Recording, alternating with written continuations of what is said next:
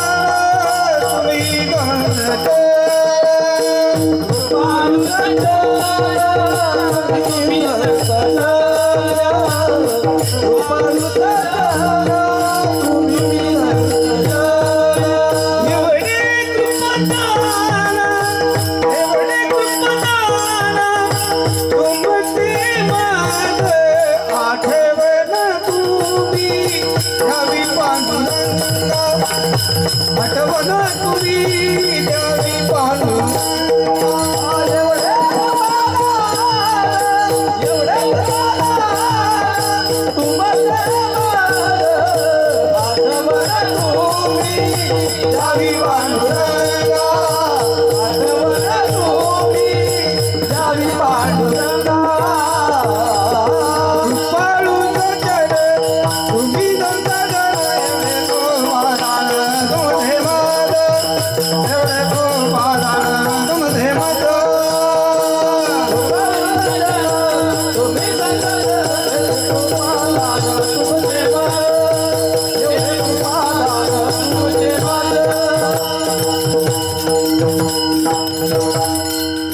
काय अक्षर आहेत जगद्गुरु तुकोबरायांचे देवा. माऊली तुम्ही कसे आहात? कृपाळू आहात. ज्याला मराठी व्याकरण चांगलं कळतं त्याच्या लक्षात येईल कृपाळू हा शुद्ध शब्द नाही, कृपालय शब्दाचा अपभ्रष्ट रूप झालं कृपाळू. तुम्ही कृपाळू आहात. कृपाया केली संतजनी माझी अलंकारिली वाणी प्रीत हे लाविली कीर्तनी तुका चरणी लोळतशी. त्याचा विस्तार करत नाही मी. संत 4 पद्धतीने कृपा करतात. पहिली शब्द कृपा, दुसरी दृष्टी कृपा, तिसरी स्पर्श कृपा आणि चौथी संकल्प कृपा.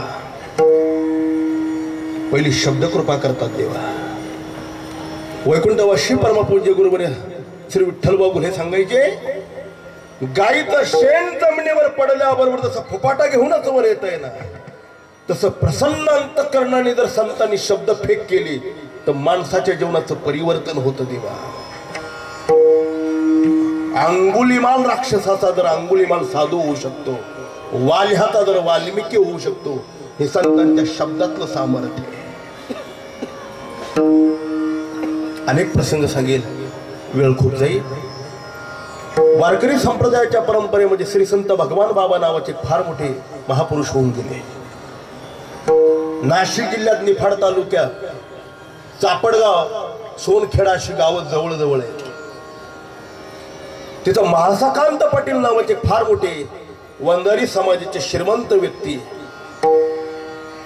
भगवान बाबाचा दौरा फिरता फिरता त्या महासाकांतांच्या घरी जेवण्याकरता आला. प्रसाद घेतला. सगळं गाव निरोप देण्याकरता आलं बाबांना. आणि महासाकांत आता निरोप देणार आहे. त्यांना 10 वर्षाचा मुलगा होता, त्याचं नाव मुकुंदा. आजही आहे तो जन्माला आल्यापासून कधी बोलला नाही देवा. तो मुका मुलगा होता. मुकुंदा नाव होतं, पण ते मुका मुका मुका म्हणता म्हणता ते बोलतच नव्हतं, म्हणून सगळे त्याला मुका म्हणत होते. सगळे वाट लावायला आले आणि महासाकांताने भगवान बाबाच्या चरणावर आपलं मस्तक टेकवून घेतलं. बाबा, माझा 10 वर्षाचा मुकुंदा आहे, जन्माला आल्यापासून कधी बोलला नाही, फार बोळं लेकरू माय. तुमच्या जवळ घेऊन जा थोड्या दिवस गाडावर, तुमची सेवा करीन तो. असं कुठं आहे तो? आईच्या आड लपलेला मुलगा असा पुढे आणला आणि भगवान बाबाने त्याच्या भ्रुगुटीवर पाहिलं. देवा, ओ महासाका, सरळ सरळ तुम्ही आरोप करताय मुकुंदा बोलकाय, तो मुका नाही. महाराज महासाकांतांच्या अंगाला दरदरून घाम आला. बाबा, खोटं कशाला बोलावं? जन्माला आल्यापासून गावाला विचारा, तू बोललाच नाही, तू मुकाय. लांब असलेलं पोर त्यांनी असं जवळ घेतलं. डोक्यावर हात फिरवत असताना, हे मुकुंदा खरं सांग, तू मुका नाही, मग जन्माला आल्यापासून आपल्या आई बापाशी का बोलला नाही? बोल, मी सांगतो म्हणून बोल. का बोलत नाही? माझा आग्रह तू बोलला पाहिजे. बाबांच्या शब्द सामर्थ्यातली ताकद बघा. 10 वर्षात न बोललेला मुकुंदा बोल म्हणल्यानंतर तो म्हणाला, बाबा 10 वर्षात बोलण्याच्या योग्यतेची व्यक्ती मिळाली नाही म्हणून बोललो नाही, आज तुम्ही भेटलात म्हणून बोललो. हे शब्दातलं सामर्थ्य देवा. विठाला विठाला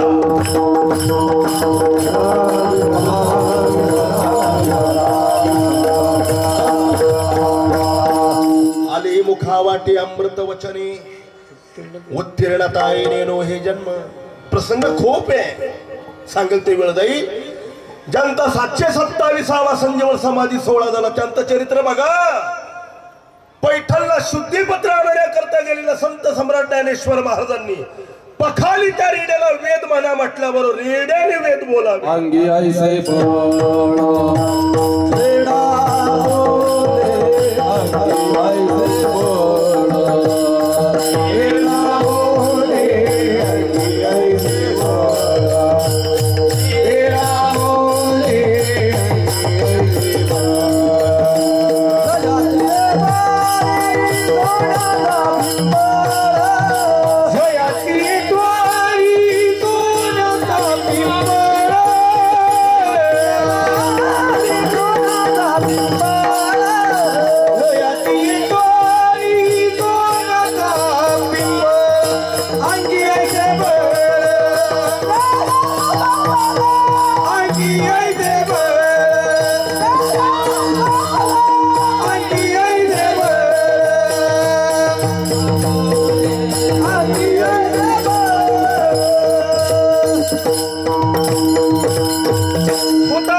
तुमची पशु बोले वेद. आता तुम्ही म्हणा मग त्यांच्या बोलण्याने जर सगळे बोलतात मग तुमच्या बोलण्याने लोक गप्प कसे?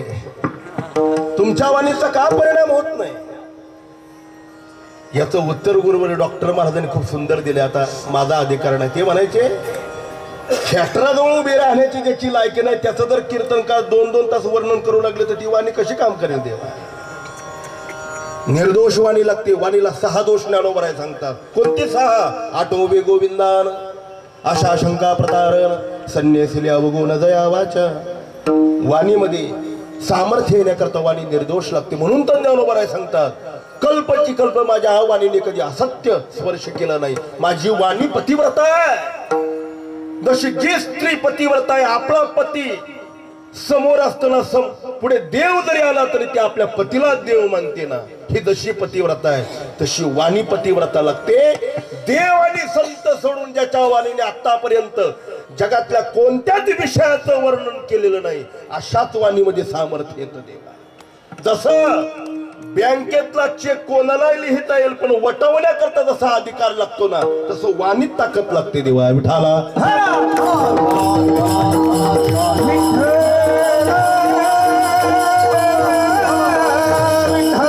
फार पूर्वीच सांगितलं, आता तर सांगतो.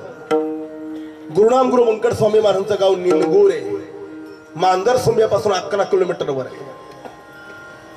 तिथला भानुदास कासार नावाचा 7 वर्षाचा मुलगा कासार वंशातला प्लेगच्या साथीने मृत झाला. दर 100 वर्षांनी एक महामारी येते बघा. 1820 साली प्लेग आला, 1920 साली क्वालरा आला, बरोबर 2020 ला कोरोना आला. 100 वर्षाच्या टप्प्यावर एक महामारी. प्लेगची साथ आली. 7 वर्षाचा मुलगा मेला.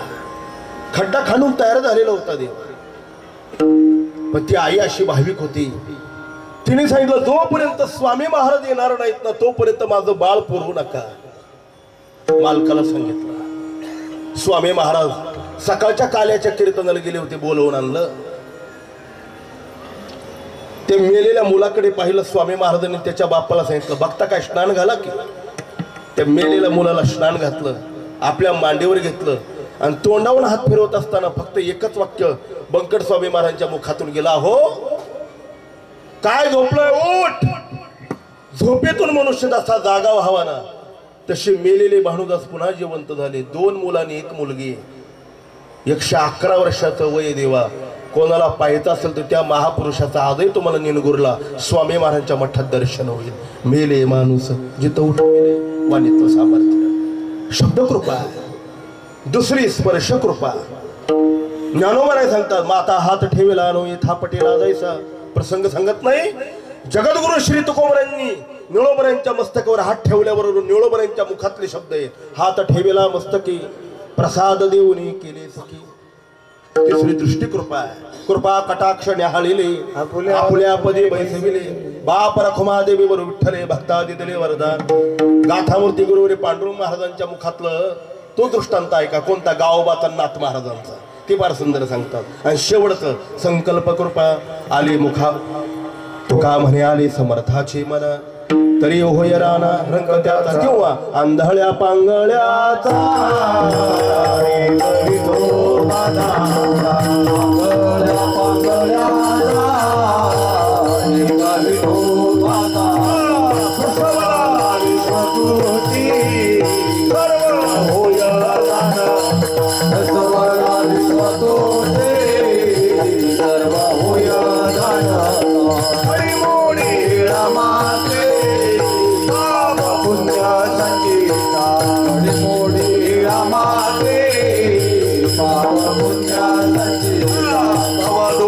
पुण्या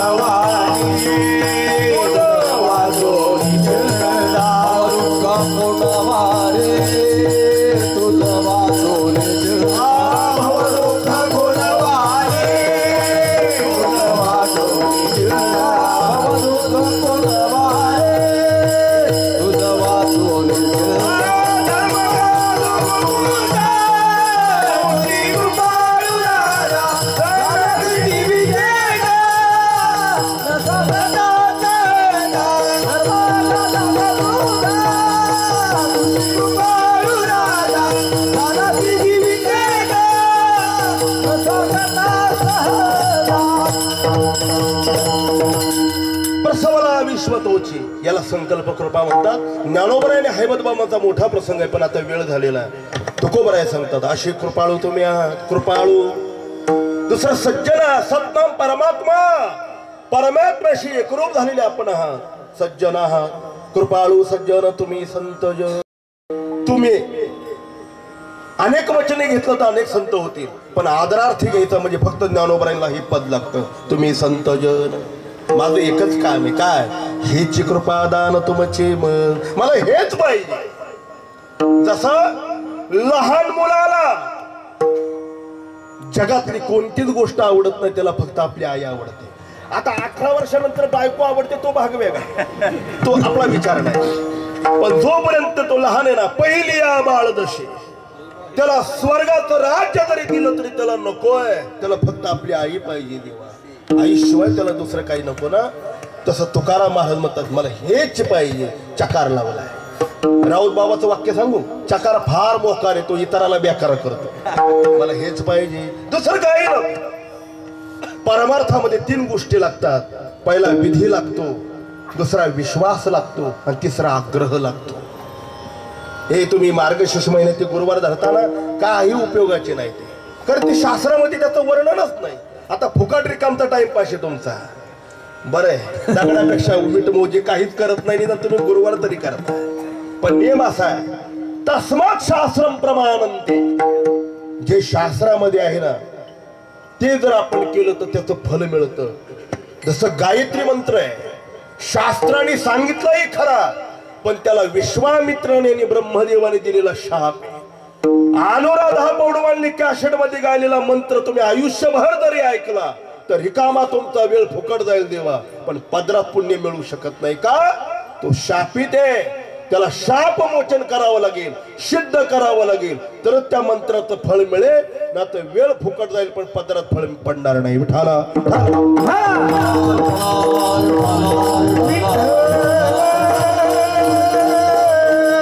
आपण करत असलेली उपासना शास्त्र मान्य असले पाहिजे, संतांनी उद्भूत केले असले पाहिजे, किंवा वेदांनी त्याचा प्रचार केला पाहिजे.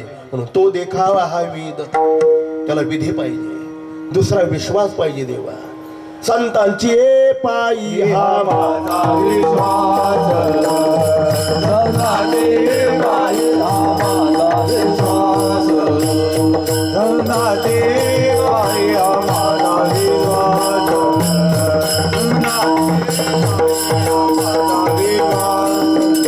सर्व भावे दास झालो त्याचा, सर्व भावे दास झालो त्याचा, सर्व भावे दास झालो त्याचा, सर्व भावे दास झालो त्याचा. संतांची पायी हा माझा विश्वास, सर्व भावे दास झालो त्याचा, सर्व भावे दास झालो त्याचा. संतांची पायी हा माझा विश्वास, सर्व भावे दास झालो त्याचा, सर्व भावे दास झालो त्याचा. विश्वास लागतो. विश्वास आणि श्रद्धेशिवाय परमार्थामध्ये फल मिळत नाही. देवा पराकोटीचा विश्वास लागतो, पराकोटीचा. धैर्य लागतं. विश्वास म्हणजे धैर्य. त्या प्रभू राम आणि रावणाच्या युद्धामध्ये गंधमादनाच्या हातामध्ये, कुंभकर्णाच्या हातामध्ये तो गंधमादन नावाचं वानर सापडलं. लहान 18 पद्म वानर होते देवा, सगळ्यात लहान वानर होतं गंधमादन. ते कुंभकर्णाच्या हातात सापडलं. त्याला दाबल्याबरोबर तो भयाभीत झाला. त्याच्या नाकात तोंडातून रक्ताचे थेंब पडू लागले. मरणासन्न अवस्थेमध्ये असलेल्या गंधमादनाला कुंभकर्णाने पाहिलं, आपली मूठ सोडली, श्वास घेतला आणि गंधमादन सावध झाला. मग त्याला कुंभकर्णाने विचारलं, तुझं नाव? गंधमादन आहे. इथे कशाला आला? प्रभू रामचंद्रांनी प्रतिज्ञा केली, पृथ्वीवरच्या सगळ्या राक्षसांचा निपात करायचा, राक्षस मुक्त पृथ्वी करायची, याच्याकरता मी मदती करता आलोय. खारीचा वाटा आहे माझा. कुंभकर्णाने वेड्या, त्या रामाच्या नादी लागला तो. तुझा प्राण माझ्या हातात आहे. हे बघ, तुला प्राणदान देईल पण एका अटीवर दे. तू रामाचा सेवक म्हणू नको, रावणाचा सेवक म्हण, तुला मी प्राण बहाल करेन. मला किती विश्वास होता प्रभू रामचंद्रांवर.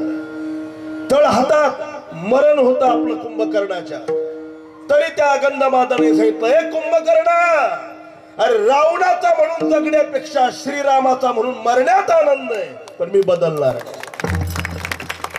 एवढं जरी पुढाऱ्यांनी सांभाळलं तरी पक्षांतर होणार नाही. विठाला विठाला.